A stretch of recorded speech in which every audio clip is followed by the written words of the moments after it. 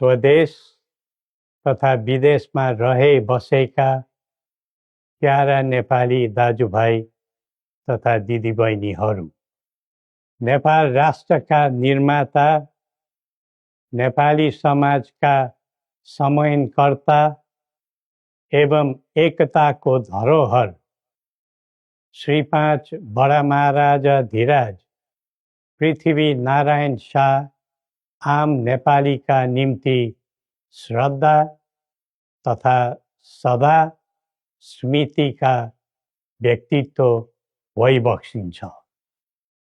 मौसुफको 304औं जन्म जयन्ती तथा राष्ट्रिय एकता दिवसका उपलक्ष्यमा हामी उहाँलाई नमन गर्दै श्रद्धा सुमन अर्पण गर्दछौँ। जस्तोसुकै शक्तिसँग पनि सङ्घर्ष गरेर राष्ट्र एकीकरणमा सबै जात, सबै धर्म र सबै क्षेत्रका नेपालीको सक्रिय, सबल र सफल नेतृत्व गरेको शाहवंशीय राज संस्थाको इतिहास सबैका सामु छर्लङ्ग छ। नेपाली जनताको खुसी र समृद्धिलाई नै आफ्नो रुचि ठान्ने शाहवंशीय परम्परा रहँदै आएको छ। बडा महाराज धीराजको मार्ग निर्देशनको परिधिमा रही हामीले नेपाली जनको एकता र वृद्धिमा जोड दिँदै आएका थियौँ र छौँ। तर कालान्तरमा कतैबाट उत्पन्न अवाञ्छित भ्रमको चपेटामा देश पर्यो। झन्डै 2 दशक अघि शान्ति ल्याउँछौँ र आर्थिक प्रगतितर्फ देशलाई लैजान्छौँ र स्थायित्व दिन्छौँ भनेर सत्तामा पुगेका दलहरूको चाहना अनुसार हामीले श्री 5 र राजदण्ड जनताको नासो जनताकै सुरक्षित संरक्षणमा बुझाइ सहयोगी नियतका साथ राजकाजबाट बाहिरै रहेको सर्वविदितै छ। यो दायित्वबाट पलायन वा निषेधित राजनीतिका निम्ति कमजोरीको अनुमोदन थिएन, न त यो भावना आम जनतामा नै थियो। नारायणहिटी राजदरबारबाट हामी बाहिरिएको करिब 2 दशक बित्दा पनि देशले सामना गरिरहनु परेको सङ्कटले हामीलाई चिन्तित तुल्याएको छ।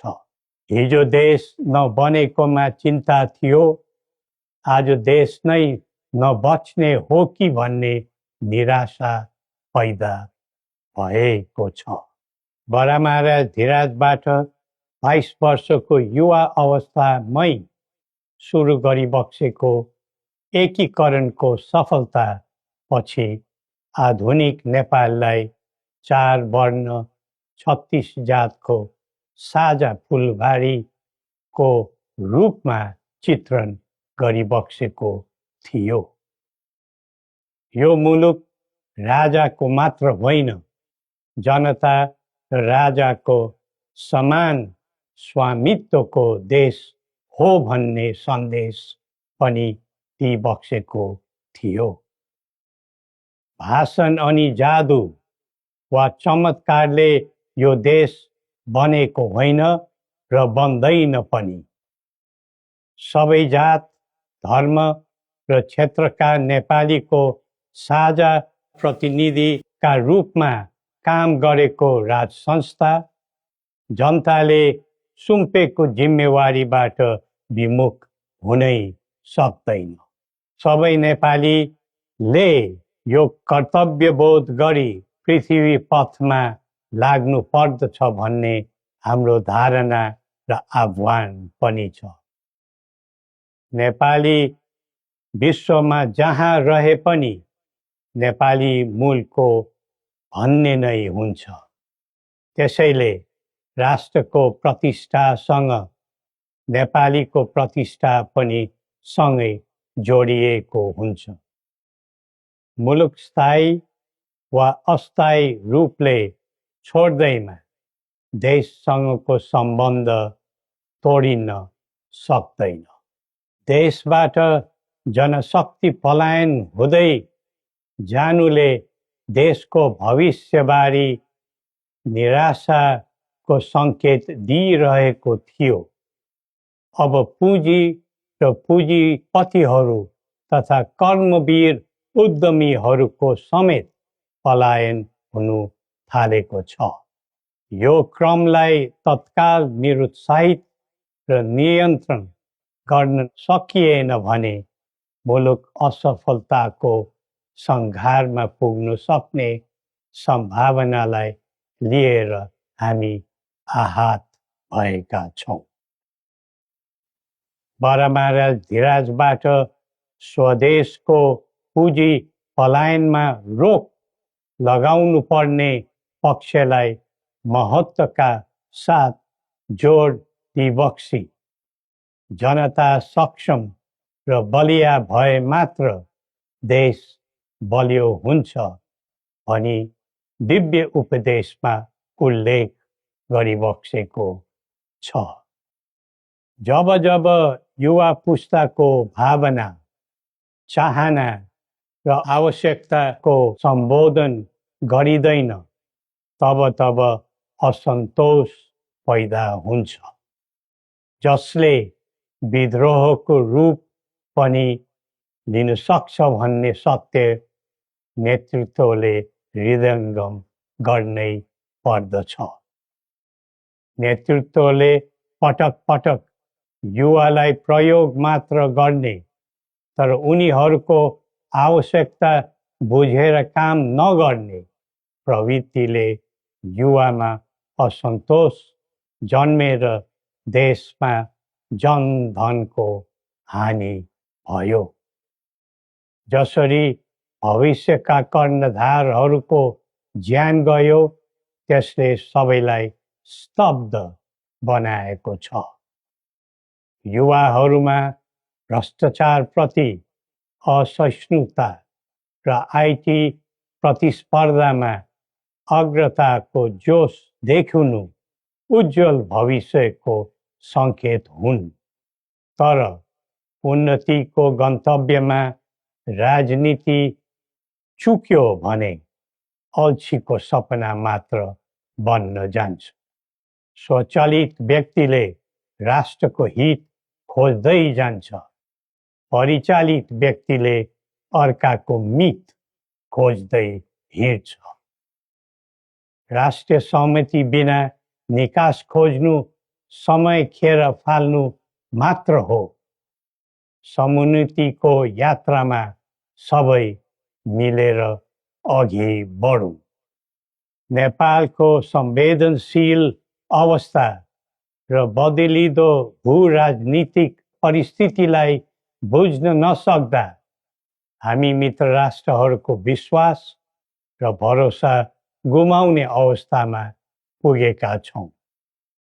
असन्तुलित बन्दै गइरहेको परराष्ट्र नीति र व्यवहारले राष्ट्रिय हितमा गम्भीर असर पुगिरहेको समयमा दिव्य उपदेश र बौद्धिक दृष्टिकोणहरूको महत्त्व अझ बढ्दै गएको छ।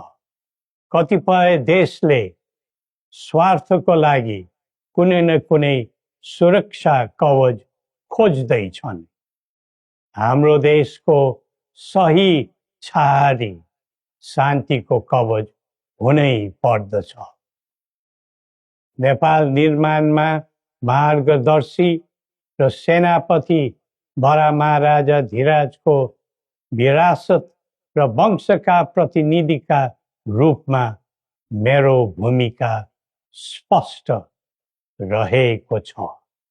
पृथ्वी पथले वकालत गरेको राष्ट्रिय स्वतन्त्रता सबै तहका भ्रष्टाचारलाई दण्डनीय अपराध मान्ने र कसैप्रति घाहा नराख्ने शान्ति क्षेत्र नेपाल नै हाम्रा अभिष्ट र माग चित्र हुन्।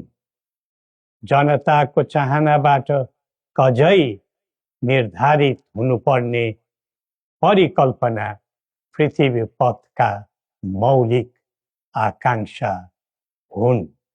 अन्तमा जनता र राजाले एकीकरण गरेर निर्माण गरेको नेपाल राष्ट्रको समग्र हितलाई आत्मसात गर्दै सबल राष्ट्र बनाउने महान कार्यमा सबैलाई जुटौँ र नेपाललाई फेरि उठाउँ।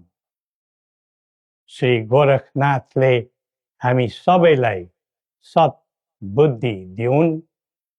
जय नेपाल।